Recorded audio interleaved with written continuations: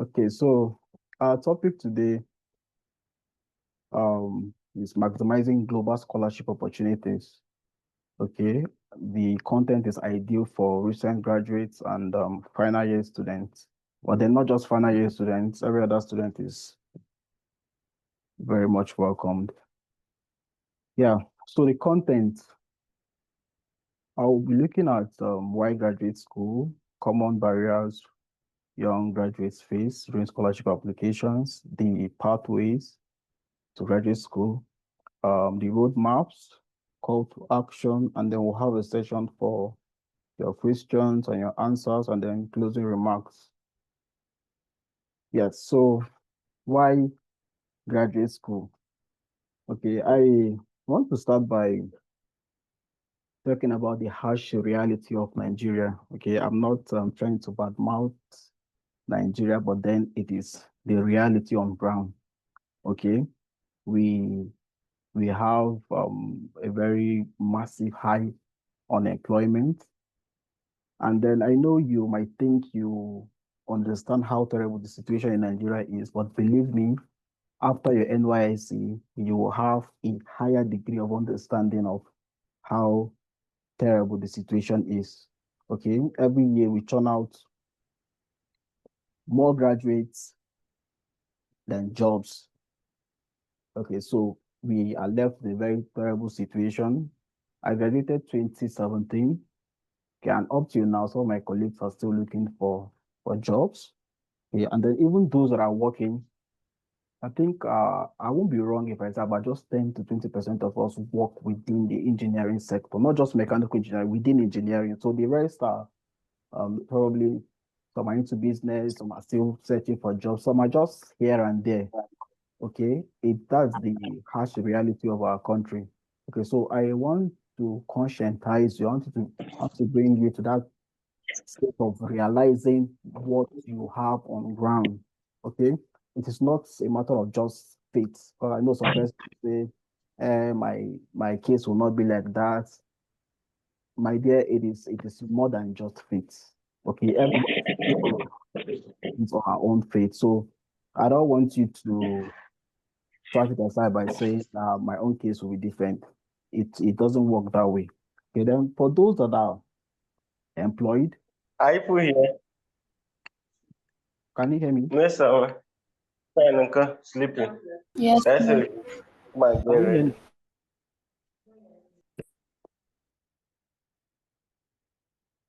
Can I continue? Please, you can continue. I guess this was an interference from somebody. Okay.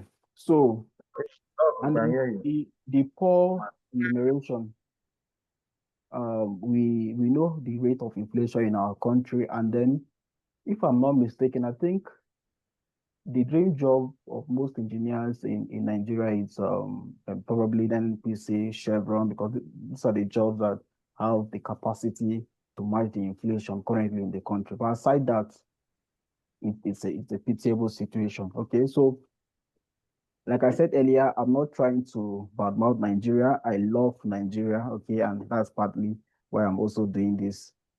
Okay, so this is the harsh reality of our country. So why should you apply for graduate school abroad? The graduate school abroad is a life changer, okay, for you and for your family. And I'm speaking from experience. Believe me, the moment you get a scholarship abroad or an externship or whatever form of funding you get, my brother, you just feel this burden that will off your shoulders. It's I don't know I don't know how that can happen, but then it changes everything. Okay, we'll still talk more about this as we go on. I just want to do a brief intro before we get into the nitty-gritties of scholarship applications and the other things. So, yeah, a second reason is the global exposure. Okay, when you leave the shores of Nigeria, your paradigm changes. Okay, you get you will stop viewing things from the lens of whether it is Igbo, Hausa, Yoruba, or the person is from the north, Christian. No, you just all of a sudden you discover that you will be viewing things from a global scale. You'll be looking at Africa or South America. You'll be looking at things from a global perspective, it expands your horizon. Because you will no longer be limited to the shallow thinking that we do in Nigeria. Okay, the opportunity for global networking. Currently in my class, we have people from different corners of the world, from US, from Japan, everywhere. And these people come with their different perspectives, their different ideas, different things. When you converse with people, you suddenly realize that, oh, I have not met people, honestly. Okay, so it gives you the opportunity to network with people from every corner of the world. And then career growth. Remember, I mentioned earlier that about 10 to 20% of my colleagues work in engineering sector in Nigeria. But out here, it is really the case. Okay, you get to work in your career path because you'll be trained here. And then, of course, nobody will just train you and then wouldn't want to employ you because they've passed you through their process and you are now approved. So then the financial relief it gives. Honestly, I don't know, apart from the NNPC, Chevron, and Shell jobs, I don't know the any company in Nigeria that pays entry level more than 1 million naira. I don't know, I could be wrong. Okay, but then the least scholarship abroad pays far more than that. Okay, and then of course I know you get to pay your rent, you get to pay your transport fare, your bills, and all those other stuffs. Okay, most an average person, let's say the person is not so economical and the person is not so stingy, the person saves at least 100 to 200 euros or dollars in a month. That's this is for a fact, okay? And this is aside working. Okay, so at the end of the day, just your savings, just the savings after all your expense is more than what companies pay for entry level positions. Remember, I'm using entry level position now, not um the big position. Okay, so the financial burden it eases off your shoulders is palpable. Okay. Then yes, you get to access better training and mentorship. Frankly speaking, when I came here, my institute alone, my institute is like a department in Unizik. Of course, it's a little bit smaller, but then it's synonymous to a department in Unizik. The equipment in my institute, I'm not missing words, they are more than the equipment we currently have in Faculty of Engineering in Unizik. At least I've been to workshop, I've been to Foundry, I've been to all those places. Believe me, when you come here, you see equipment and you'll be wondering how did these people acquire all this equipment? Like everything you can, any test you want to do, just go to the lab and do it. You get to be trained in state-of-the-art facilities, the latest procedures, latest processes. Okay, you access better training, better mentorship.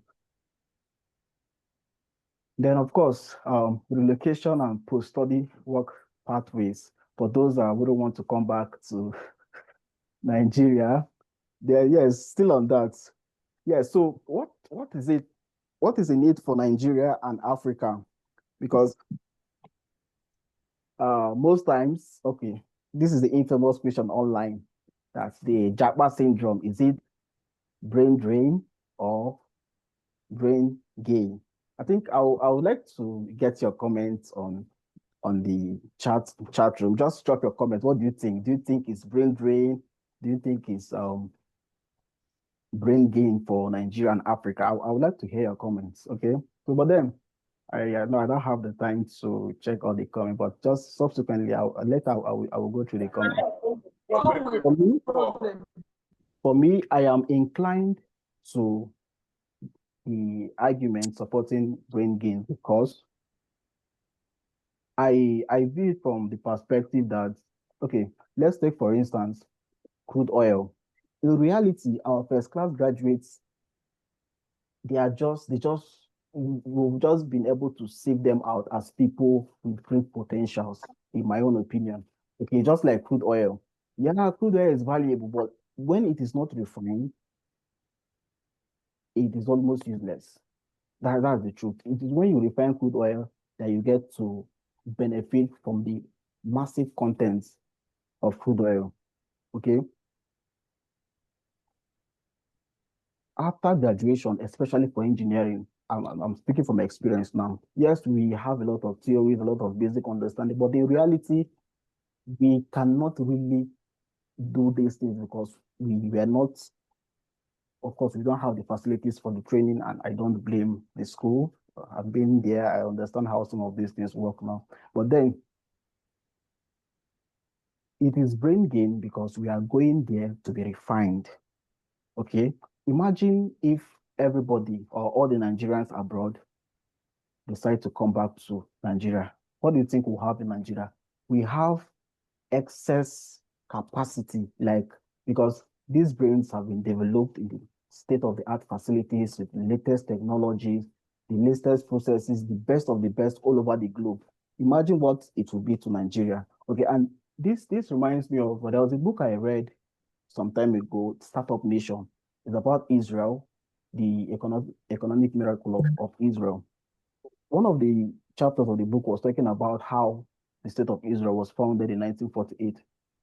When Israel was founded, before then, there was this anti-Semitism all over Europe, where the Jews are not properly, they are not properly appreciated. Like in terms of jobs, the Europeans will always prefer to choose an European before choosing a Jew. So the guys wrote in the book that because of that disadvantage, because they had to always start from the back, they have to give in their best to whatever they are doing. So if you're seeing a Jewish engineer, just know that that Jewish engineer is the best of the best because that is the only way the person can survive. Okay, so that's made them to be exceptionally good at whatever they were doing. So when the state of Israel was created in 1948, all those technocrats all over the globe, they came back and they formed the foundation of the modern day Israel. That was how they were able to defeat the country that was, I think then they were not up to 2 decades, they were not up to 20 years old as a country, as a modern day country. They were able to defeat countries that were centuries and thousands of years old, like Egypt, Iran, and some of those countries in the popular 6 days war of 1967. Okay, you can look it up. But then it is because they had massive brain gain all over the world. And then at the nick of time, at the proper time, they all converged and made a miracle of Israel. Okay, so that is my own personal opinion. And then, mind you, the truth is, if these brains don't go to be refined, most of them end up being brain dead. I'm sorry, but that's the reality. Most of them don't get refined in Nigeria. I'm trying to narrow it down to engineering now because we simply don't have the platform for them to find expression. Okay, that's my personal opinion. I know this is a very strong argument. Some persons have points for, let's say, brain drain, which is also valid. I'm just trying to sell my market. Okay, so that's it about the brain gain and the brain dead argument. Yeah, so common barriers for young graduates. I'll be speaking from my own experience. You see, I said I graduated 2017 and I eventually got a scholarship in 2023. That's about 5 years. Yes, about 5 years after, 5 to 6 years after graduation. One of the major reasons behind that is lack of awareness. Yeah, of course. Yeah, I know some of you must have heard about scholarship, but the truth is you don't really know what this thing is and you don't know how it works. And that was how it was then. You're just hearing scholarship, scholarship. Nobody, I did not know what it was all about. I just knew there was something called scholarship, but I was not properly informed. Okay. I always tell people that if I had known about these things properly then, that I should have left Nigeria a long, long time ago. That is just my personal opinion because when I started being more active online on LinkedIn, you see people even with 2-2, immediately after their NYSC, child, come back to US, their funding. How did this move? But because they were informed early and then they started preparing their documents, started partnering their CVs, their SOPs to suit the requirement for this scholarship. Okay, so lack of awareness is one of the barriers that I personally faced. And then secondly is the absence of guidance and support, lack of mentorship. Believe me, life is a lot easier when you have someone to hold your hand and guide you along this path. Okay? I'm speaking from my own experience also. When I finished, I did not really, there was really no guide. Okay. Even the scholarship I got, how I got it, one of the reasons, um, one of the processes I went through while applying for this scholarship, I had to connect with Eche. Eche is he graduated from mechanical engineering. Also, he got the scholarship, and then there's this other guy, Engineer Peace, he's in UK now. Okay, these guys they got the scholarship before I did. So when I was applying for the scholarship, I had to link up with them. Say, guy, I take this, I take that one, and they were willing and always ready to help to guide me. So mentorship is very critical in this scholarship, and don't try to rough out everything yourself. You just waste time unnecessarily. Life is a lot easier when you have a mentor to guide you on this one. And then fortunately, thank God for the dean and the chairman of this committee that fixed this webinar. And then I know and I believe that there will be a subsequent group chat where students and then some of these our colleagues all over the globe will be added to guide young people because it is important. I know so many of them want to, but there is no platform. But thank God we have this platform now. So make sure you get a mentor. I'm sure almost every department have at least one lecturer or one alumni outside the country via scholarship. So link up with them and be properly guided. Okay. The lack of motivation. Yeah. The thing is, I know one of the reasons why people get demotivated is finances. I know sometimes you hear that you need to write GRE, you need to write IELTS, you need to write TOEFL, and all those exams and the application fee and the other things. The truth is, there are so many persons that have gotten scholarship or assistantship without all those things. Okay. While I did not pay for anyone because I didn't have the money. So this is how it works. If you know you don't have the money, narrow down to those ones that waive the application fee, that don't need GRE. Don't stress yourself. These things, there is always a way out. Yes, those that pay will have higher chances, but then you still have a chance also. So you maximize the little chance you have. Okay, so don't say because you don't have money that you will not apply. Believe me, left to me, the only place you will need money is to get your transcripts and then your passport. And then thank God that NYSC have increased their allowance now 70K. Personal transcript is about 20,000 here to the best of my knowledge. And the passport, I don't know the current price. But then I'm sure within 3-4 months, you can pay for these things when you're NYSC. So money is not an excuse. And the lack of passion. I know some persons who say, I don't want to go into research that after this undergraduate, they read again. I'm not reading even samples. I know they read again. My brother, let me tell you, see, even those that work in the industry, nobody wakes up every morning with that passion and hunger to go to work that hey, I'm passionate about this one. My brother, in reality, these things are not like that. At some point, you get to realize that you do these things because you have to do them to survive. That is just the truth. Those are industry, even the researchers, it's not every day they wake up happy and they want to do research. And then mind you, the fact that you are going for graduate school does not necessarily mean you end up as a researcher or as a lecturer. You can jettison into the industry after your master's or even after your PhD. Okay. Graduate school is the easiest way to get a visa, to even to the famous US that Trump is shouting up on. Now, my friend just entered US last week, even within this Trump administration. So even though Trump is shouting up on that, they still need sharp brains. America was built on international brains, and they don't play with it. If you go to the embassy today, they're still giving students visa to US because they know that these people will add value to our economy. So don't mind all those things you hear online. America is still giving visas to even Germany, all of them, they're still giving visas to students. So don't mind any of those things you see online. Then, yes, some persons also allow their CGPA to demotivate them. The truth is, even with my first class, I stayed 5 to 6 years before getting a scholarship. And like I said earlier, it was because I lacked information. There was no mentorship. Okay, even the motivation was not really there. It was not really, I was not well, because it is when you are informed that you'll be properly motivated. That's what I'm telling you now about the kind of money you make. the kind of money you'll be making. Okay, so scholarship applications is not just for first class students or 2-1 students. So many 2-1 students got scholarship before I got. Even some 2-2 students got. Okay. The critical thing is having the right information and then being properly guided. Okay, with your 2-2, there are things you will do to your CV and to your profile to make you attractive. Okay, so but for those that are still in school, probably 200, 300 level that still have the opportunity to upgrade their CGPA, please give it your best shot. Okay, it's a lot easier to be applied, to be convincing them with your first class that you can do this and do that. When you have a 2-2, you need to talk more, you need to be convincing, but with first class or 2-1, it's a lot easier. Okay, but then even 2-1 students also get these things.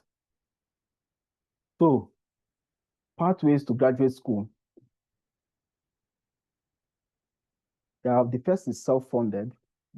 If your parents are buoyant, you can easily pay for your graduate school abroad, just get your admission and pay. Of course, this is not why we are here. I'm sure those that their parents can afford the graduate school abroad will not bother themselves to be here. So, but then I needed to add it so that you know the different pathways by which people school abroad.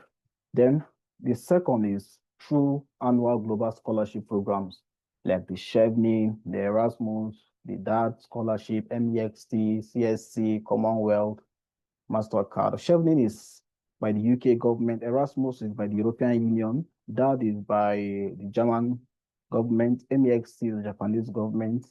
CSC is from the Chinese government. Commonwealth is from UK. In fact, almost every country have a program, a scholarship program for international students. Okay, so in subsequent that we'll talk about the roadmap where you need to settle down and choose your countries and then you look for the opportunities therein and then you start preparing accordingly.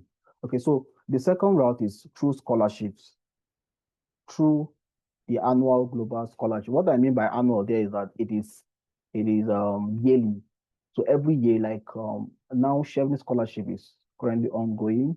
Soon Commonwealth to also announce, and then that is also currently ongoing. Soon MasterCard will also start because this from September, October, November is the application season for most of the scholarships. So from now, most scholarships will be open for application. Then the second is assistantships. Okay. The difference between scholarship and assistantship is that for scholarships, you are not necessarily required to work before your stipend will be given to you. Okay. Like and mind you, even when I talked about saving 100 to 200 euros with your scholarship statement, that's when you decide not to work. If you decide to work, you'll be earning a lot more than that. Okay, well then that's by the way. But then for the assistantships, you will be required to work in the department either as a research assistant, a graduate assistant, a teaching assistant, or an admin assistant. Okay, so you are basically employed as a worker while they pay for your tuition fee and then give you some stipend for your living expense. Okay, so that's the basic difference between the two. And then I like assistantships because you have so much control over that. You can apply to as many schools as many. If you want, you can apply to 20 schools. Okay, and you know, with like game of numbers, the more schools you apply to, the higher your chances. And then I don't mean by just throwing in random applications. I mean throwing in well-written applications. Okay, and then you get to also choose the schools. You get to also choose the city or the state you want to. Unlike some of these Chevening, Erasmus, and all these other global scholarships, they are more specific, they are more defined that you are going to this school, you are going to that city, and all that.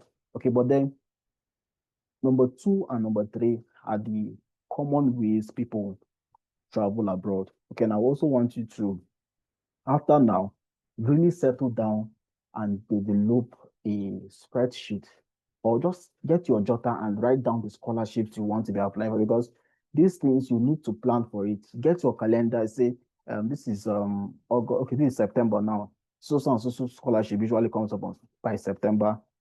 What are their requirements?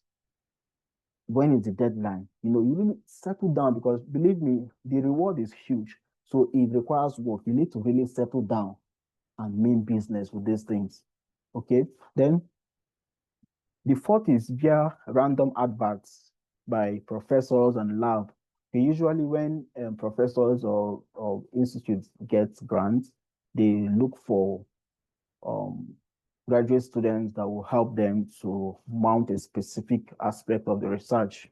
Okay, like for instance, they might say they are looking for someone that studied maybe uh, let's say mechanical engineering, and then the person should be proficient in maybe SolidWorks, the person should be able to use Python. They have specific requirements, and then most times it's a game of chance because you cannot really predict when these adverts will come up, and you cannot predict their requirements. So most times I don't encourage people to wait for this because it's just a random kind of stuff. You don't have control over it. Of course, people do get the scholarship through that, but then people get more scholarships and opportunities via number two and number three.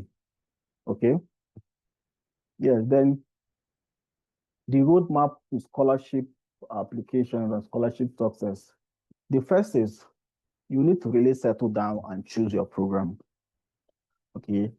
These things are really important. I made on my LinkedIn profile, I made some posts about the step-by-step processes and how to go about scholarship application. And then I made another series of posts on assistantships, the step-by-step process, because this webinar is kind of short to go into some of these details, right? But then check my profile after this webinar, you will get a more detailed information. And then hopefully, I think I'll forward it to the chairman and then we'll look for it to forward it to your group also. So number one is choose your program. It is important to choose your program because when you start the scholarship journey, you will see so many adverts from every corner of the world. You see this one from Japan, China, everywhere, like every day.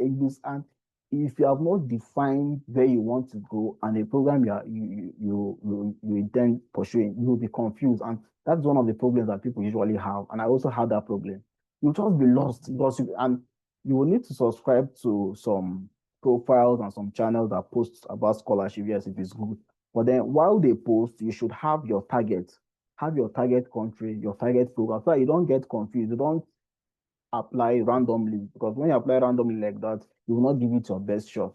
Okay, so settle down and choose your destination country, choose your destination program. Of course, I will encourage you not to choose just one country so that you don't get too emotional about it. There are list of countries that are good. You make your choice. Of course, it shouldn't be so big. Just minimize it so that you target your energy well. Then after making your choice, you settle down and research. Like I said earlier, every country have their scholarship programs that are open to international students. You settle down, do your research. Which scholarships are available for me in this country? Am I eligible for them? What can I do to be eligible for them? You understand? Make your discussion, especially for those in final year, let your discussions in final year revolve around these things.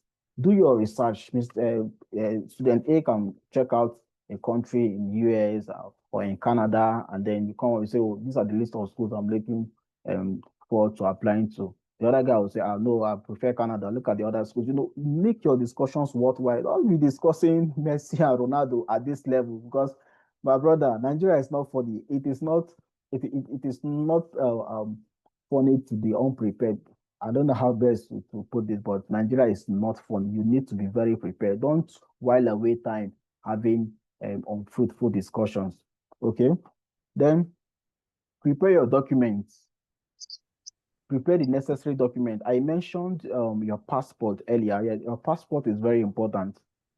Okay, immediately you get your certificates before you go for your NYC. Get your transcript. Apply for your transcript immediately. Don't wait because I tell people to start this application immediately because there is no guarantee that you get it after. Because I'll tell some people they'll say after NYC. My brother, there is no guarantee that you get the scholarship after NYC. So the earlier you start, the better. So that some persons got it during NYSC, and of course, the visa application process takes time. So if you get it, then even before you finish your visa application process, going for the interview, getting the visa, you discover that the 1 year has also gone. Okay, those that are smart, they started this thing early, and then for many persons, immediately after the NYSC, they entered flight to their graduate school. Okay, so start early, prepare your CVs. Start now. Bring out your CV. Some weeks ago, one of our students called me. He was applying for a scholarship. Then he said, "Ah, sir, my CV is empty. Like no experience." I said, "Oh, but what do you mean by no experience?" He said, "Sir, nothing is there. You're applying for assistantship. Sometimes you'll be required to teach. Okay. If you don't have a teaching experience, it is so easy to get. There are so many schools around you. You can do a volunteer job at one of them, do part-time mathematics, part-time physics for one thing. And there is something you can add to your CV, even while in school. These tutorials that some of you organize, there are something you can add to your CV. And I think it's Dr. Chukwumana, right? They do this cleanup, this plastic cleanup that's been done on Saturdays, some Saturdays in a month. That's a very huge program. Those are the kind of things that these European Union and UN scholarships like to hear. That you are involved in cleaning, making sure that UNIZEC is plastic free or plastic pollution free. So many of those other programs. So be very intentional about building your CV. It doesn't necessarily have to be something so huge, okay? And then for those of you that have finished your exams and they'll be graduating, if you know you are not rushing home to go and do anything tangible, better calm down and stay back. Do short time research assistant for some of your lecturers or even your supervisor. Just be around to help type some documents, do some things in the lab. Just be around to be useful so that you can put it on your CV that you helped your professor, your supervisor, you did add a job for, even if it is 2 months, if it's something that you can add to your CV. Okay, be very intentional about these things. And then for your references, okay, I'll still talk about that in the next slide because I'm looking at my time. I have barely 5 minutes to conclude. Yeah, and then network with scholars. I mentioned that earlier. Try as much as possible to network with scholars. In fact, not just try, it is very important you do this because if you want to take this, see, these things, the reward is very huge. So you must mean business. You must take this thing very serious. All these things I'm mentioning, settle down and write them down. Go online, search on LinkedIn. You see so many persons that have won scholarships. Connect with them, ask questions. Don't wait. I remember when I was preparing for the PTF interview that I did. Of course, I mentioned that I spoke with some of my colleagues that have gotten it. Aside that, I went online on YouTube. All the interview videos I could find, my brother, I watched all of them because I know that this thing will be a game changer for me. So I gave it my best shot. I've always been doing that, okay, but then it just happened that this one clicked, and that is how these things are. You won't say that, and this one, let me just do it anyhow. Always give every application your best shot because you don't know the one that will click. Okay, so network with people, go online, ask questions, then apply early.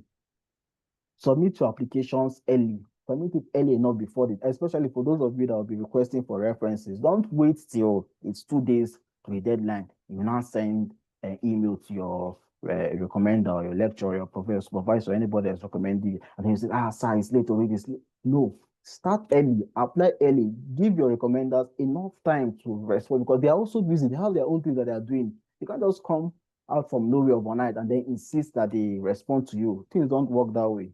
Okay, so apply early. Send messages to your recommenders early. Don't just wait till the deadline before you start putting pressure on people. And then stay patient. Okay, mind you, remember this webinar is an introduction. I know some of these things I'm mentioning now, we can have like 1 hour discussion on each of them. So try make sure you visit my LinkedIn profile to get a detailed on how to go about these things. Okay, then stay patient. You will need to maintain patience on this journey because believe me, you'll be needing a lot of it. You've been needing sometimes, and then Mr. Gabi, please mute you can be yourself. You're amazing. distracting us. It can be demoralizing. So you need to learn how to imbibe patience on this journey because you believe in it. I can't remember the number of rejections. In fact, I tell people not to attach emotions. I know at the beginning, the early stages, when you apply for one or two scholarships, and then you now attach your emotions. Say, this one will come, this one will come. But sometimes, in fact, most times it does not always work out that way. You receive rejection, but let the only thing that will stop you be that you got a yes. Just my friend will say you to chill. If I let anything, any rejection, you shove it aside and continue application. So stay patient. The journey can be long for some persons, while for others it is short. But then you must learn to be patient with yourself, because why I also tell people to start applying during NYS is because because after each application cycle, you will get more experience just by default. Okay. By the next cycle, your applications will be more refined because you know the things that did not work the last time. This time around, you have to refine your applications, and then you put in a stronger application. So call to action. Yes, for those of you that have not created a LinkedIn account, please create one. After creating one, link up with relevant providers. There are so many persons that post about scholarships, that post about the tips and tricks of scholarship applications and how to go about it. See, we waste so much time on social media. Okay, try as much as possible to maximize your social media. An average youth now spends at least 4 hours on social media. Most times these things are not profit adding to your future. You can make out 30 minutes from there and try and read or make research on all these scholarships. And then when you follow people that post about scholarships, of course the algorithm by default will also be recommending them to you.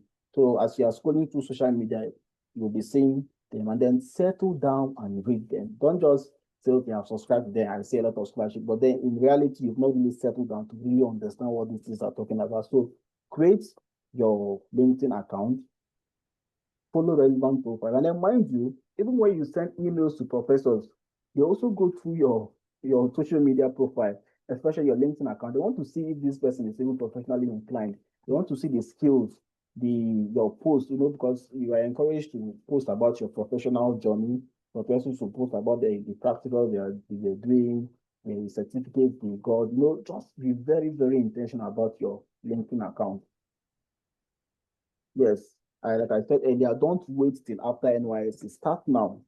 Start now to apply for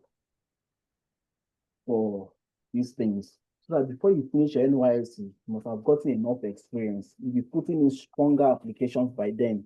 Don't wait at all. Start now because it is very urgent. Believe me, you don't want to finish your NYSC and then be stranded, because the truth is these jobs they are simply not there. So start early and put in application. Push, don't wait. The reward is huge. Okay, you can take that from it. Then connect with your lecturers, keep a close relationship. Don't just disappear after project defense. Yes, this point is very, very important. For most persons, after their project defense, they just disappear. You will never see them again until after NYS, usually after 1 or 2 years. They will not hear, that I'm applying to so and so, please write a recommendation letter for me. The truth is, even if the person knew you before, that you were a good student and all that, 1 or 2 years is enough time for you to go rogue. Okay, and the person will be staking his or her reputation. Okay, but then when you are in touch with the person, once in 2 months, you send maybe a new month message, you just update the person that you're currently doing this, currently doing that, just stay connected with because you know the people that you want to serve, you want them to serve as a recommender. Stay connected, especially your project supervisors, so that when they want to write a recommendation letter for you, they will write something robust. Because all these generic recommendation letters that some persons receive, it doesn't really weigh so much like a recommendation letter that your supervisor writes for you. Because the person will mention some specific things that they know about you that the generic recommendation letters will not do. Okay, so connect with your lecturers. Don't just rush to go home, like I mentioned earlier. Don't rush to go home after your project defense and your stuff. Hang around, connect with people, build your profile, especially for those of you that are really interested in these things. Most of you are not rushing home to do anything. So you really settle down and then publish your project. I know that most lecturers are interested in publishing your project report, but those are the students are not interested. For those of you that are interested, don't just submit your paper, dump it, and then run away. calm down, meet your supervisor, tell him you would like to publish this project report because the project gives you a huge advantage in this scholarship application. It gives you a very huge advantage. It tells the scholarship committee that this person is already research oriented, this person has value to offer. Okay, so settle down, meet your supervisors, tell them you want to publish your project work. I'm very sure that most of them will be very happy to work with you on that. Okay, I've also talked about volunteering as a research assistant or a teacher in nearby school. Meet your supervisors. I'm sure they have some other research work that you can help them to do, even to organize their publication, so your name will be included. Just be very useful. Then research today, prepare your application documents and reach out. Don't wait till after your NYC. I don't know how I'm putting this in again, but please don't wait. Start now. Take these things as urgent as they are. Because believe me, Nigeria is it's not fair if you're unprepared. It is very, very harsh if you're unprepared. Okay, and our time is fast spent. I think this brings us to the end of this section. Yes, or if others can do it, so can you. I think we'll be taking questions. We'll be taking questions and answers, but I believe we are supposed to stop by, I don't know, maybe the coordinator will say more. But I think we can take Dr. Chukuma. I hope you can take questions and answers now, right?